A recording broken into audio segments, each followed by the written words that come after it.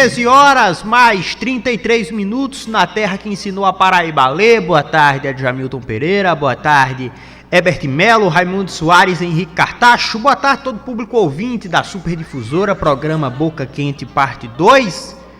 Eu sigo na linha iniciada pelo professor Herbert Melo a respeito do ajuste das contas públicas. Muito se fala em ajuste das contas públicas. E os debates a respeito de onde se vai cortar, sempre, é incrível, é surpreendente, mas sempre são sugeridos por parte de alguns para serem cortados em programas sociais, para serem cortados em despesas discricionárias que envolvem a educação, que envolvem a saúde, a infraestrutura, mas nunca se corta na carne de ninguém. É incrível, o Brasil é surpreendente nesse ponto e nesse quesito. Ora, um estudo realizado nos últimos anos, inclusive publicado pelo UOL, jornal UOL, estima que mais de 70% dos magistrados desse país, dos juízes desse país, desembargadores, juízes, ministros, 70% recebem acima do teto. Como assim o teto? Eu explico para você que está em casa. A Constituição Federal ela determina que nenhum servidor público pode receber um subsídio, um salário superior ao subsídio de um ministro do Supremo Tribunal Federal. É um teto, é um limite. O limite é de R$44 mil hoje, ele se corrige anualmente. Hoje o limite é de R$44 mil. Esse é o limite. Mas se você entrar, e aqui eu vou trazer para Paraíba, se você entrar no Sagres e for procurar pelos salários, pelos vencimentos, pelos subsídios de membros do Poder Judiciário, do Poder Legislativo, dos demais poderes de forma geral, você vai encontrar com tranquilidade pessoas, servidores, concursados, que recebem salários muito superiores ao teto. Ora, como é possível? Se o teto é de 44 mil, como é que tem gente recebendo 100 mil reais? Por mês, não é por ano, é por mês. Como é que tem gente recebendo 200 mil reais por mês? Não tem lógica. Não tem lógica. Esse próprio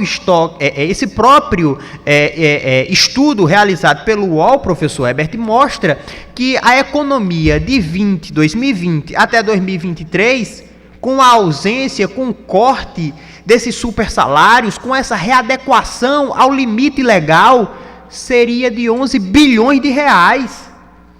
11 bilhões de reais. E esse aumento, esse gasto, melhor dizendo, essa economia de 11 bilhões, anualmente, ela aumenta.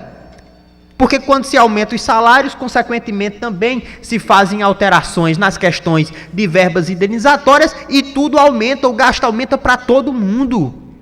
Aí é interessante, o debate é para cortar gastos. Vamos cortar de onde? De quem está infringindo o teto, de quem já recebe super salários, de quem representa mundialmente o maior gasto com o poder do mundo inteiro. O Poder Judiciário brasileiro é o mais caro do mundo. O Poder Legislativo brasileiro é o mais caro do mundo. Então, na hora de fazer a lição de casa, quer cortar? Tudo bem, eu até entendo, professor. Talvez não seja suficiente o corte de gastos para cobrir o que o ajuste fiscal requer, necessita. Talvez os valores não cheguem exatamente a cobrir integralmente. Mas comece fazendo a lição de casa. Comece dando exemplo, comece se policiando, se moralizando, porque me desculpe, com toda franqueza, com a mais plena sinceridade, me desculpe você que está em casa, mas é um absurdo, é inacreditável que tenha alguém que consiga viver com um salário mínimo e no outro polo exista alguém que afirma que não consegue viver sem 200 mil reais. Mensais, 200 mil reais mensais. É um absurdo. Se nós sairmos aqui na principal avenida de Cajazeiras, Coronel Juvenes Carneiro, se nós andarmos às portas dos bancos, se nós andarmos às portas das farmácias, às portas das próprias rádios, nós vamos encontrar uma quantidade absurda de pessoas em extrema situação de vulnerabilidade socioeconômica.